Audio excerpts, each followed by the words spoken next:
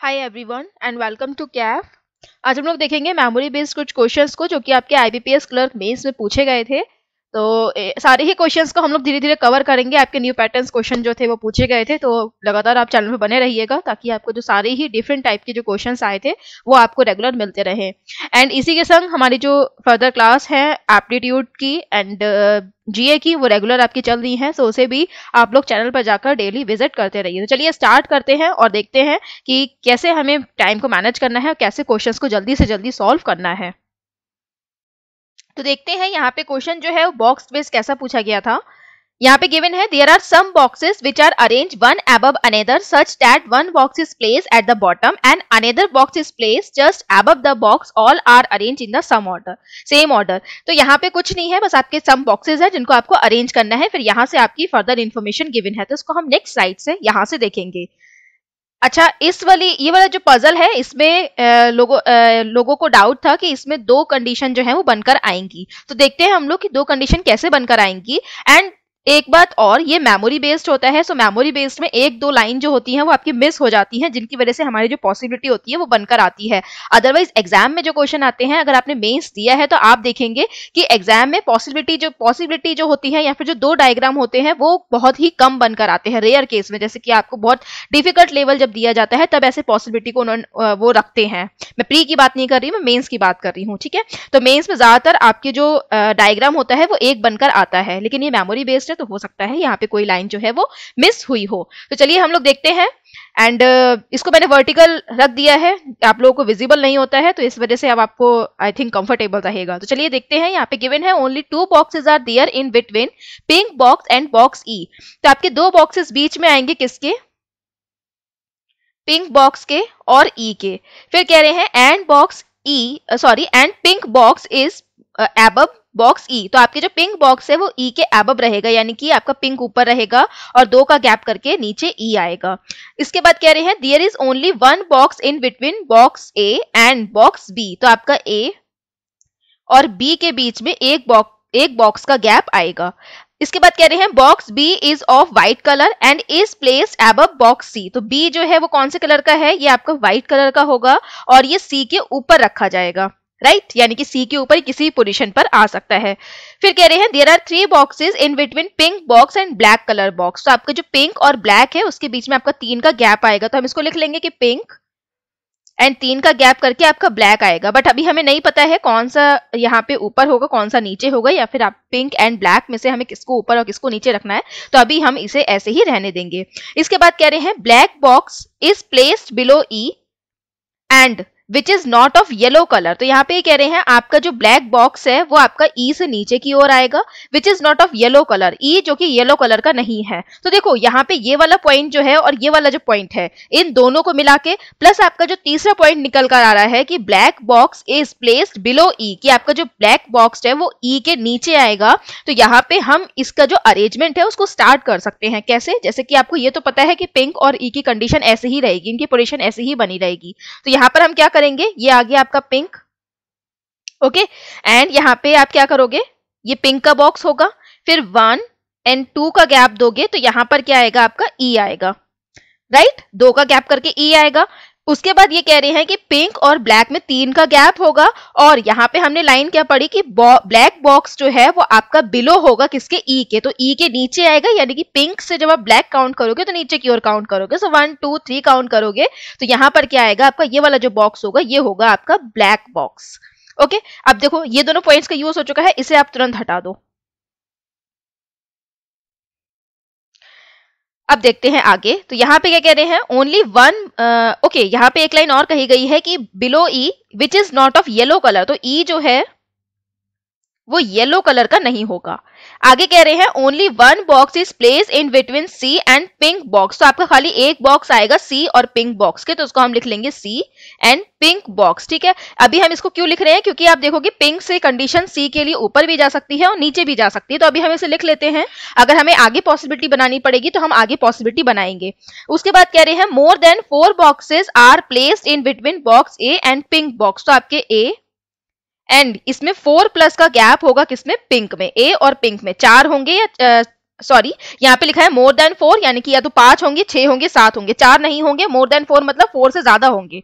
इसके बाद गिवन है there are as same boxes placed between box B and box which is of pink colour as same as between the box which is of pink color and the box which is of black color।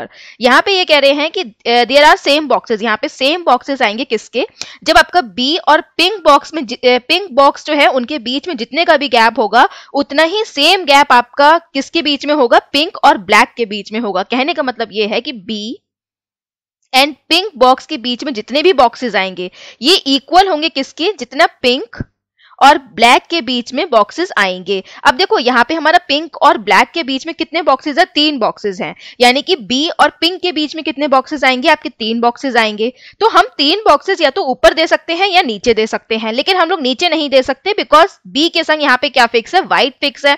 अब B के संग white fix है तो हम लोग उसे black वाली जगह पे तो रख नहीं सकते, इसका मतलब बी ऊपर की ओर जाएगा। तो 1 2 3 और यहां पर क्या आ जाएगा, यहां पर आ जाएगा बी, जो कि कौन से कलर का होगा, आपका व्हाइट, राइट। अब हम आगे बढ़ते हैं।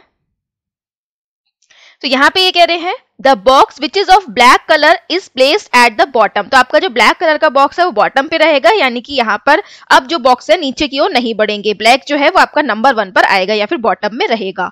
फिर गिवन है not more than 2 boxes are placed in between D and box B. तो बी और डी के बीच में 2 बॉक्सेस ज्यादा नहीं होंगे, 2 से ज्यादा नहीं होंगे तो या तो 2 होंगे या फिर 2 से कम होंगे, या ओके लेस देन 2 होंगे। आगे गिवन है box C is place just above the box of yellow colour. तो सी जो है वो जस्ट अबव आएगा किसके, येलो कलर के। एंड इसके बाद गिवन है बॉक्स डी, ओके ये जस्ट अबव आएगा ना, तो हम इस तरीके से लिख लेते हैं जस्ट अबव, वरना इससे हमें क्या लगेगा कि एक का गैप है। तो सी एंड येलो, ओके, और इसे इस तरीके से दिखा देंगे। इसके बाद कह रहे हैं box D is not an immediate neighbour of B. तो डी जो है वो बी का नेबर नहीं होगा, ओके। अब हम इसे फिक्स करते हैं। तो देखो यहाँ पे जो गिवन है पिंक एंड सी, तो पिंक और सी के लिए आपका जो सी है वो ऊपर की ओर भी जा सकता है और नीचे की ओर भी आ सकता है। तो अगर आप देखोगे यहाँ पे, अगर मैं पिंक और सी की जो कंडीशन है वो आपकी नीचे वाली लेकर चलती हूँ कि सी जो है वो पिंक से नीचे की ओर एक का गैप देकर आएगा, तो सी यहाँ आना चाहिए। और जैसे ही सी यहाँ पर आएगा तो सी के तुरंत नीचे इन्होंने क्या बोला है, येलो आना चाहिए। तो सी के तुरंत नीचे येलो आना चाहिए, लेकिन यहाँ पे जो ई है उसको क्या मना करा गया है, येलो मना करा गया है।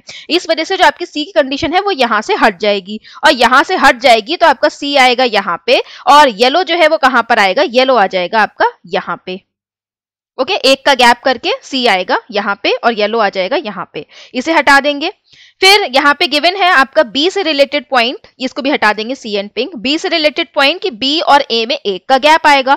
सो एक के गैप के लिए नीचे की ओर तो ए आ नहीं सकता, ऑब्वियसली ऊपर की ओर जाएगा, तो आपका ए आ जाएगा यहाँ पे, राइट। इसे भी हटा देंगे। सी आपका नीचे आएगा बी के, तो सी नीचे है बी के, ओके। फिर बी और डी में या तो आपका 2 का गैप होगा या आपका लेस देन 2 का गैप होगा। सो लेस देन 2 के लिए आपका जो डी है वो कहाँ कहाँ आ सकता है, देखो यहाँ पे इन्होंने ये भी बताया है कि डी और बी जो है वो नेबर नहीं हो, एक दूसरे के नेबर नहीं है। इसका मतलब डी यहाँ पे नहीं आएगा, डी यहाँ पे नहीं आएगा। अगर एक एक का गैप देते हैं तो डी यहाँ आना चाहिए, यहाँ आना चाहिए, बट नहीं आ सकता। लेकिन अगर हम 2 का गैप देते हैं तो आपका जो डी है वो यहाँ पर आ सकता है। ये this is the first condition. And दूसरी कंडीशन क्या होगी कि आपका डी जो है वो ऊपर की ओर भी जा सकता है। इसी में आप लोगों को डाउट था, तो ये बिल्कुल करेक्ट है। यहाँ पे जो डी है वो ऊपर की ओर भी जा सकता है, राइट। तो यहाँ पर आ जाएगा आपका इस तरीके से डायग्राम। और यहाँ पे जो कह रहे हैं A4 प्लस पिंक आएगा, यानी कि 4 से ज्यादा का गैप आएगा। तो आप देख सकते हो यहाँ पे 4 से ज्यादा गैप है, 1 2 3 4 एंड 5। तो 5 का जो गैप आ रहा है वो 4 से ज्यादा का है, ओके। अब यहाँ पे कोई एक पॉइंट जो है वो ऐसा होगा जिससे हमारी जो डी की कंडीशन है वो इरेज होगी। अब वो पॉइंट कैसे हो सकता है, वो पॉइंट ऐसा हो सकता है कि आपका जो, जैसे कि अगर मान लीजिए आपका डी यहाँ पर आ रहा है, तो इसमें शायद ये हो सकता है कि डी और ई के बीच में आपका लेस देन 4 बॉक्सेस आएंगे। या फिर डी अगर ऊपर आ रहा है तो हो सकता है इनके बीच में कुछ ऐसी कंडीशन हो कि आपका जो डी और सी के बीच का जो गैप है वो मिनिमम 3 का होगा या मिनिमम 2 का होगा। कुछ इस तरीके से आपकी कंडीशन जो है वो बनकर आएंगी, जिससे आपके जो ये अरेंजमेंट 2 टाइप का बनकर आया है कि डी आपका यहाँ भी आ सकता है या डी यहाँ भी आ सकता है, वो कट होगा। या फिर ये हो सकता है कि ऐसा पॉइंट गिवन हो कि डी को येलो मिलेगा या फिर डी को येलो नहीं मिलेगा। तो ये कंडीशंस जो है वो आपकी बनकर आएंगी, जिससे ये एलिमिनेट कंडीशन जो आपकी पॉसिबिलिटी बनकर आ रही है वो होगी, राइट। चलिए देखते हैं आगे इसके क्वेश्चंस को। तो इस क्वेश्चन का आंसर जो यहाँ पे मेमोरी बेस्ड में गिवन है, तो इसका आंसर तो हम दे नहीं सकते, बिकॉज यहाँ पे वैसे तो नन ऑफ दीज लगा है, आप नन ऑफ दीज लगा सकते हैं। नन ऑफ दीज का मतलब होता है कि ऊपर जो ऑप्शंस है उसमें से ना हो, लेकिन ज्यादातर आपका जब भी दो अरेंजमेंट बनकर आते हैं तो आपको ऑप्शन में गिवन होता है सी एंड डी। ओके, तो अभी हम इसे स्किप करते हैं, मेमोरी बेस्ड है, लेकिन हमको एक आइडिया चाहिए था कि क्वेश्चन कैसे आते हैं, तो आपको वो आइडिया मिल गया। अच्छा, यहाँ पे ये गिवन है कि क्वेश्चन आपका सी और ई के बीच में कितने का गैप आएगा। तो सी और ई के बीच में तो आप गैप फाइंड कर ही सकते हो, 1 2 3 एंड 4 है ना, तो 4 है, सो ऑप्शन नंबर सी होगा correct answer. Okay, next question given है, there are 7 given letters A B C D E F and G which are arranged from left to right with facing north direction. There are 3 letters between E and C, तो E और C के बीच में 3 letter आएंगे, तो 2 condition बनेगी कि आपका E यहाँ पर आता है तो 1 2 3 का गैप करके आपका C यहाँ पर आएगा, एंड C यहाँ पर आता है तो 1 2 3 का गैप करके आपका E यहाँ पर आएगा। इसके बाद कह रहे हैं There is only one letter between C and A, C और A के बीच में आपका खाली एक लेटर का गैप आएगा। तो इसकी अगेन आपका जो फर्स्ट डायग्राम है उसमें से 2 कंडीशन ये निकलेंगी कि आपका जब ये 3 का गैप गिवन है तो आपका A यहाँ पर आ सकता है, या 1 का गैप करके A यहाँ पर आ सकता है। जो आपका सेकंड कंडीशन गिवन है, या आपका जो सेकंड डायग्राम बन रहा है उसमें भी आपका A या तो यहाँ पर आ सकता है, या फिर आपका A जो है वो C के इस साइड में आ सकता है। तो ये आपकी कंडीशंस बनकर आएंगी। फिर कह रहे हैं D is immediate left of E, D जो है वो E के इमीडिएट लेफ्ट में है, तो आप देखोगे D जो है वो हम इस तरीके से अरेंज कर देंगे। अच्छा, अब ये वाला जो डायग्राम है इसमें आप देखो कितने जो सीट्स हैं वो बन गई हैं, तो 1 2 3 4 5 6 7 एंड 8 हो गई हैं, जबकि हमको कितनी चाहिए, हमको चाहिए खाली 7। यहाँ पे गिवन है 7 लेटर है, तो हमें 7 सीट्स चाहिए होंगी ना, तो इस वजह से ये डायग्राम तो यहीं पर कट जाएगा। आगे को देखते हैं, तो आगे गिवन है B is immediate left of C, B जो है वो C के इमीडिएट लेफ्ट में है, तो B यहाँ पर आएगा, इस कंडीशन में B यहाँ पर आएगा, और इस वाली कंडीशन में B यहाँ पर आएगा, राइट। आगे गिवन है F and G are adjacent to each other, F and G जो है वो एक दूसरे के कैसे आएंगे, एडजेसेंट आएंगे, और G is not an adjacent to D, और G जो है वो D के एडजेसेंट नहीं आएगा। तो ये जो फर्स्ट डायग्राम आपका गिवन है जिसमें 1 2 3 4 5 एंड 6 सीट्स हम बना चुके हैं, खाली एक सीट आपको बढ़ानी है, तो एक सीट चाहे आप इस साइड बढ़ाए चाहे आप इस साइड बढ़ाए, आप F और G को साथ नहीं दे पाएंगे, इसलिए आपका ये कट हो जाएगा। इस कंडीशन में आप देखोगे चाहे आप एक सीट यहाँ बढ़ाओ चाहे आप एक सीट यहाँ बढ़ाओ, अगेन आप F और G को साथ में नहीं ला सकते हो, तो इस वजह से ये भी यहाँ पे कट हो जाएगा। इस कंडीशन में आप देखोगे तो F और G जो है वो आपका यहाँ पे फिक्स हो सकते हैं, लेकिन यहाँ पे ये कह रहे हैं कि G जो है वो D के पास नहीं आएगा, इसका मतलब G इस साइड में और F इस साइड में आएगा, तो ये अरेंजमेंट बनेगा आपका A B C G F D and E। Okay, and ये आपका फेयर अरेंजमेंट यहाँ पे गिवन है। तो एक्सट्रीम एंड पे कौन आएगा, तो कौन है, A और E है, so option number A correct answer होगा इसका। F के इमीडिएट राइट में कौन है, तो D है, so option number A correct answer होगा इसका अगेन। एंड एडजेसेंट कौन है C के, तो B एंड G है, सो ऑप्शन नंबर B होगा यहाँ पे करेक्ट आंसर। चलिए अब मूव करते हैं डायरेक्शन बेस्ड क्वेश्चन पे। तो यहाँ पे क्या कह रहे हैं, there are A B axis in such a way that A is in north and B is in south.